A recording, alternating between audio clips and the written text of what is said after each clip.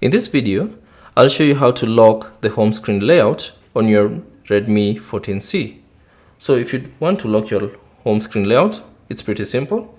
So on the home screen, all you have to do is press and hold an empty space for a few seconds. And then from the options that appear, simply tap on this settings icon at the bottom right corner.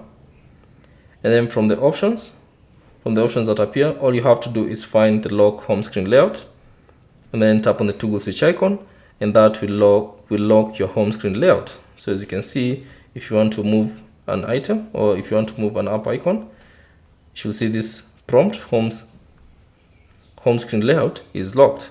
Or another way you can do this is by simply going to the settings,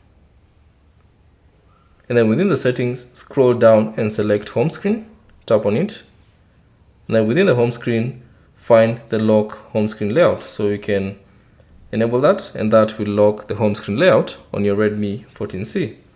Thanks for watching. If you have any questions, leave them down in the comment section below. And if you found this video useful, consider leaving a like and subscribe to the channel.